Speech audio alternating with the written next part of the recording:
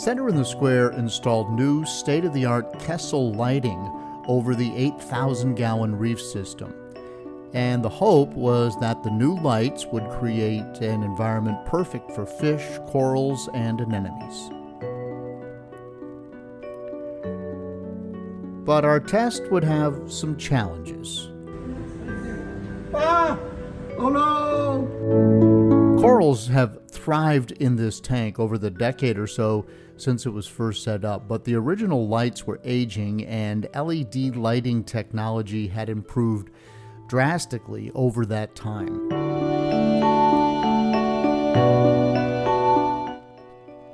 But would it really matter? The aquarium is really deep, with the top of the reef about 3 feet underwater. Other corals would be much deeper, up to 8 feet below the surface. We mounted 9 new Kessil W500 fixtures about 2 feet above the water.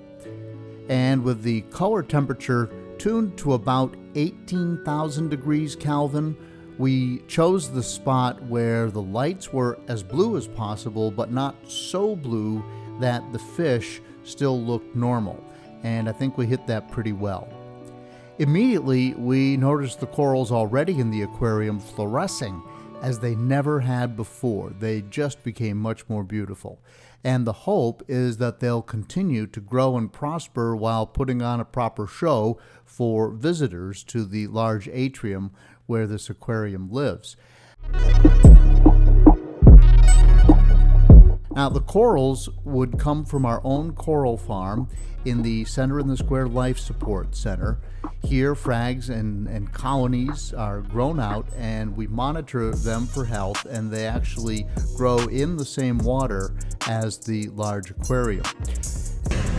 All right, so we have Postlepora right there. Yep, there's a rainbow Monty down here. Rainbow Montipora right there. And these are random zoanthid colonies. Yep. And zoos had historically struggled in the large aquarium. So we would also then try a Hollywood Stunner chalice. We had a collection of plate-shaped Hydnophora corals, 2 gold Leptocerus corals, and the jewel of this test would be a large Blastomussa colony. The blastos are just beautiful.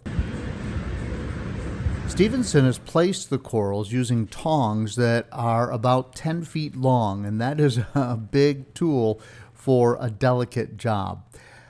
We chose prime places for some new corals, and some of them we knew would be hard to reach. I'm hoping to get it in this cavity here. I can lean the rock to present the corals really well.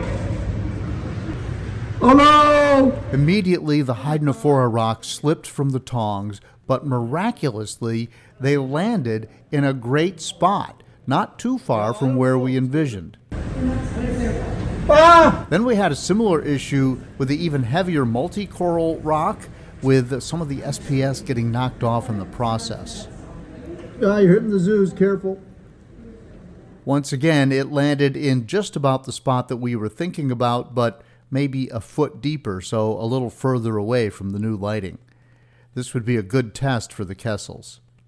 The Hollywood Stunner chalice went in with no issues. Same for the gold Leptocerus, and the Blastomussa colony went exactly where we wanted. So with the corals in place, it was time to wait and watch and, yes, wonder.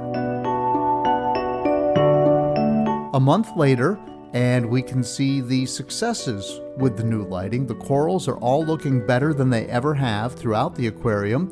The zoanthids are thriving down at the bottom of the tank. The Postlepora is only doing so-so at that depth. But the gold leptos are continuing to encrust over their frag plugs. The Hydnophora frags are growing and spend all day with their polyps extended, so it seems happy. The Hollywood Stunner is showing growth all around the edges, and the blastos are wide open every day with their green centers putting on a show. Meanwhile, all the other corals in the aquarium, including the more demanding small polyp stony corals such as the Acropora at the top of the reef, are still active and thriving, and It's been hard to measure any growth because they're slow growing, but they certainly are happy under the new lighting, and they look much better.